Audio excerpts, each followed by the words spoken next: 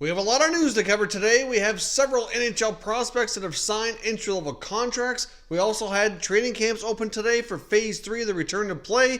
And we have some offseason rumors concerning the Vancouver Canucks and the Boston Bruins. We'll jump into all that coming up next.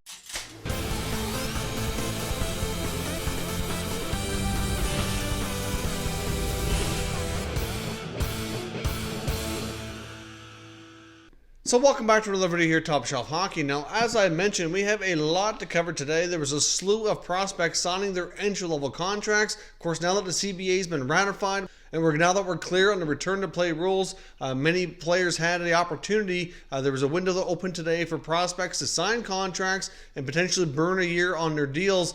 So many NHL teams are trying to get that done, which also is going to allow those players to participate in Phase 3 of the return to play. Now, they're not going to be able to participate in the 24-team playoff format, but at least they can practice and work out with the team and kind of become more familiar with being a professional and playing in the NHL and kind of getting more acclimated here with their franchises. Now, let's kick things off with one of the bigger signings, which was Ilya Sorokin finally signing his entry-level contract for the New York Islanders. He's been touted as the goalie of the future for the Islanders franchise for quite some time now. Due to his age, he's only eligible for a one-year ELC, so he signs the contract. Effectively, it's really no good right away. It's effectively burned right off since he's not eligible to play, so he will need a new contract to kick in for the 2020-21 regular season. He got the maximum amount for rookies, $925,000. It might not seem important because obviously it's really just a paper deal, but at the same time, because that was put down as the maximum amount, that gives him the best possible qualifying offer as a restricted free agent for next year. So that was certainly a wise move, negotiated by his agent there. So clearly the Islanders are excited to get him officially under contract. They'll negotiate with him as a restricted free agent for his next contract effective next year. Of course, there's no big rush on that, but they said they've been waiting for this guy for quite some time. The fact that he can even participate with some on-ice stuff in practice is a big deal to get him over into North America and into their franchise. So Sorokin definitely going to be a big role here for the Islanders moving forward. Now, of course, we also saw Alexander Romanov in Montreal finally make his contract official. His contract's a 3-year deal at $894,000, and of course, he will burn a year and have 2 years remaining going into next season. So Romanov is finally officially on paper, signed, sealed, and delivered as a Montreal Canadien. I do expect big things from him as well. He's had some great development since he was drafted and appeared to be one of the stronger defensemen outside of the NHL and could be a big part of the Habs' future. So that's certainly some great news for Montreal fans. And in Minnesota, we had Kirill Kaprizov, who's been drafted for the past 5 years, was a 5th-round pick back in 2015, arguably the top prospect outside of the NHL over the last year or two. The Wild have had a hard time getting him to be signed and commit to joining the franchise. I know it's been a top priority for the last couple of GMs. If you look back to not only before Bill Guerin, when they had Paul Fenton there, and then before him when Chuck Fletcher was still at the helm, there's a lot of meetings, a lot of discussions that have taken place here to bring him over. So that is a big deal. Of course, because he was drafted back in 2015, he's a little bit older as well, so he only qualifies for a 2-year entry-level contract. So effectively, he'll get to burn a year and only have 1 year remaining. So after next season, he'll be a restricted free agent and be eligible for his second NHL contract. So that's a big deal in Minnesota. Of course, they also named interim head coach Dean Evason to be the full-time head coach today. So he gets a 2-year contract extension along with that. The Minnesota Wild did seem to respond and play well under him after he took over as head coach of the Wild. So that's probably a wise move by Bill Guerin. Considering where everything is at, it's not too long of a commitment.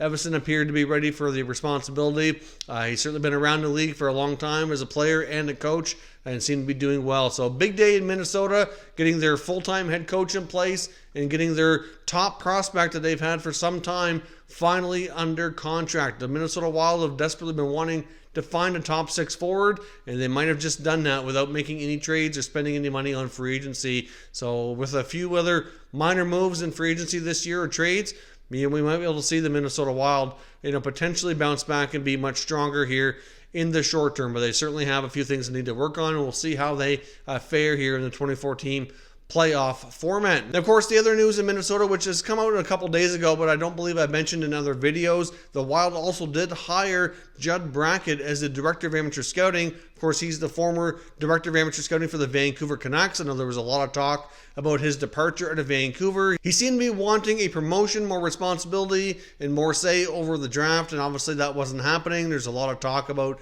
his relationship with Jim Benning and how everything was going behind the scenes, but clearly for Brackett, he's really known as really being strong at that amateur scouting. So it's a great find for the Minnesota Wild. Unfortunately for Brackett, he's not getting any kind of a promotion or higher elevated role than he had in Vancouver, essentially into the same job. If you look at the Wild and their draft record, it's certainly not one of the stronger ones around the NHL in my opinion. So that very well could be an opportunity for the Wild with him in their system now to really solidify their draft picks moving forward. So that's another excellent move by General Manager Bill Guerin to bring him on board. Now, we also had the St. Louis Blues sign a pretty solid defenseman prospect in Scott Perunovich. He was one of the top college hockey defensemen in the U.S. Been in the system now for some time. He himself as well only gets a 2-year entry-level contract. So again, like the other guys we've mentioned, he'll burn a year, and then he'll have 1 year left before he becomes a restricted free agent. So another guy will jump into the NHL next year. Now that's going to also be playing a role in who they decide to keep when it comes to the offseason for the Blues, because they're going to have some hard decisions to make. As we know, Captain Alex Pietrangelo is a UFA. They got Vince Dunn, who's an RFA. They have some other defensemen back there who could possibly be moved out. They have, like I said, some tough questions, and Perunovich is going to certainly force their hand. He was one of the top defensemen in college hockey. I fully expect him to be given every opportunity for next season to make that Blues roster. Would not be shocking to see him make it out of training camp. So I guess we'll see how that impacts other Blues moves here as we enter the offseason once we get to around sometime in October. Now, another signing as well, the Columbus Blue Jackets have signed Russian forward Mikhail Grigorenko to a 1-year, $1.2 million deal. Now, you may have heard that news before. They did sign his contract back a few months ago, but it ended up being rejected by the league. So they did say they would be basically renegotiating it and redoing it once the rules on this was clarified. And now that that's happened, they've honored that deal, signed him to the 1-year contract, and it is, of course, like everything else here today, effective for the 2020-21 NHL season. So we'll see how he does here in his return to the NHL and how much of an impact he can have here with the Blue Jackets. Now, some other news out of training camps today. Of course, many players have returned to their NHL cities and began Phase 3 today. We did get a few notes, of course, in the last day or so about players opting out. I expected we might get a few more today. There was really pretty quiet on that front. The only thing we can really add to it was Florida Panthers assistant coach Mike Kitchen has decided to opt out. I do believe there's a lot of health concerns and different things personally associated with that decision. Not that it really matters. I don't think anybody opting out of this return to play really needs to justify things or really explain themselves. I know some players have gone out of their way to do that, which I don't really think is necessary. Some people might appreciate it, but I don't think they need to do that. But Kitchen will not be behind the bench with the Panthers. And we also learned as well that Philadelphia Flyers young forward Nolan Patrick will not be on their roster for this return to play. He hadn't played all season. We did hear a lot of updates from GM Chuck Fletcher, in the second half of the year and before the NHL was shut down, leading in close to the trade deadline. There was a lot of talk that he was likely expected to get some game action. It was sounding like a return was possible, but I'm not really sure what has all transpired since everything happened and the league got shut down and the pandemic hit. But obviously that's not a good sign.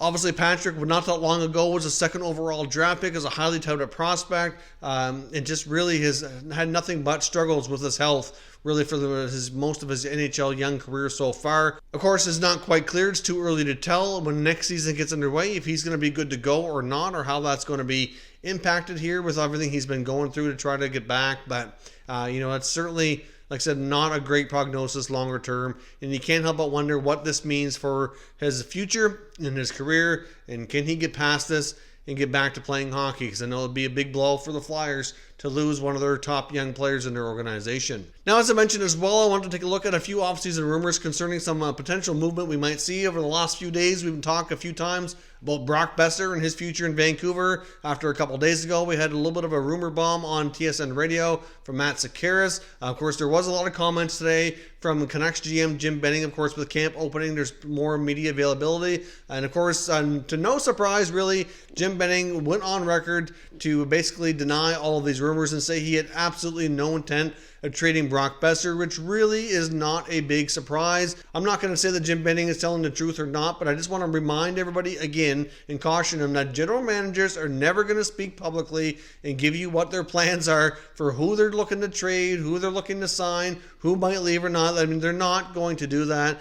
So you kind of have to take what they give you with a grain of salt and kind of try to read between the lines sometimes. We've seen numerous reports over the last few days suggesting that the Canucks, of course, really want to sign Jacob Markstrom. They really want to bring back Tyler Toffoli, and that many feel that they even view Toffoli with more favorable than Brock Boeser. So if it means trading Boeser to keep Toffoli, some are convinced that that's a possibility they would consider doing. And of course, of all that was denied by Benning, but he's not going to get into all that, so it's really difficult to say. The one thing we can say with certainty is that the Canucks have some major salary cap issues. They're going to have to make some really tough decisions this offseason.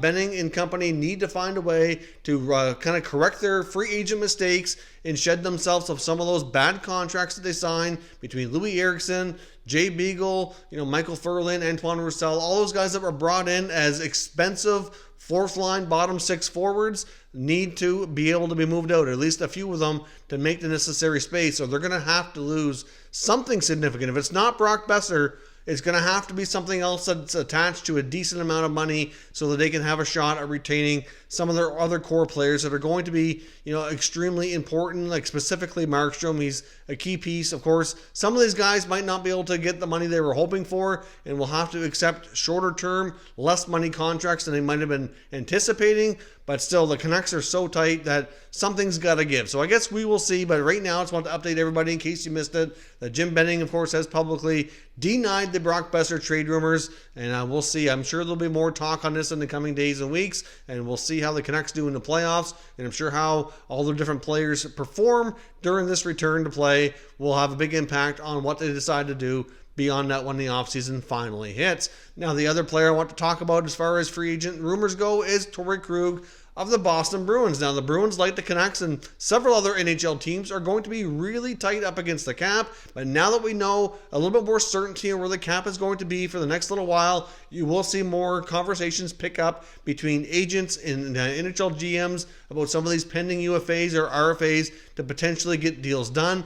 Some of it might be left for the offseason, but some of it could start talking a little bit more frequently now that they have a little bit more of an outlook, I guess, for the foreseeable short-term future and what their team is going to need for the salary cap purposes. There was an interview today from The Athletic with Torey Krug of the Bruins, kind of talking about the return to play, talking about his future. He admitted he's very excited to get back to playing. Of course, he's got a young family as well to think about, and he did admit in this interview that he's likely going to have to prepare himself for free agency, that it's quite a real possibility he could end up leaving Boston. Many people feel that the Bruins are going to end up having to decide whether Torey Krug or Jake DeBrusk stays, and that one of them is only going to be able to be afforded, and the other one is likely going to have to be moved out, whether that means Torey Krug leaving as a free agent or Jake DeBrusk possibly being traded. And we talked about a DeBrusk trade before. It's a possibility. It's difficult to say what direction they head in. Really, they both are very different players, play very different roles. Torey Krug, it was reported before he was willing to take a hometown discount. But of course, with a lot of the uncertainty now, its players very well might end up to be more likely in some respects to stay and take a short-term deal with their same team so they can kind of just keep status quo and stay put. And you're going to have some players that might opt to leave because even though they don't really want to, they have an opportunity to get that long-term deal and they can kind of lock in their financial future. With all this uncertainty, you can't blame them for thinking about that and trying to get all the money that they can while they're able to be, big-time income earners, because that certainly plays a role in not only themselves but their families' future and how they're all going to be doing, longer term. So obviously for Torey Krug, there's not going to be a ton of teams that are going to be able to offer that kind of money on a long-term deal to really entice him to leave. Obviously, there's lots of teams, I'm sure, that would love to have him, but you have to consider the fact that he's 29 years old. It's certainly a contract that's going to come with high risk, high reward possibilities. I mean, he could certainly start to decline in the next few years. It's not unreasonable. It's pretty natural for an athlete at his age to start to see that decline here in the next few years. So certainly something that there's going to be structured differently. A lot of these new contracts could very well be back loaded as well, so that owners are paying out more money in the lighter part of the contract when hopefully revenues are higher and their profits are higher as a team. One mention here in this article kind of linked back to possibilities, seeing if he would head home to Michigan. Of course, the Red Wings would be like a hometown team for him. He's very familiar with head coach Jeff Blashill, who coached him before in the USHL as well. So there's a lot of familiarity there. Many feel that the Red Wings would be a good landing spot for Krug if he ends up leaving Boston. They're one of the few teams that certainly would have the salary cap space to be able to offer him that kind of money. You have to question, though, for the Red Wings organization, with where they're at with their rebuild. They're the worst team in the NHL this past season. They're picking 4th overall. They certainly have a ways to go and many pieces needed to really become a team in contention again. Doesn't make sense for them to be spending significant money on a free agent. I mean, obviously they're going to need to fill roster spots and have some veterans around to guide their young players, but how much sense does it make to be spending a 5 or 6 year contract? Maybe it's $5, $6, $7, $8 million a year when they're not going to be in contention for a few years' time. You have to really wonder, does it make sense for them to do that?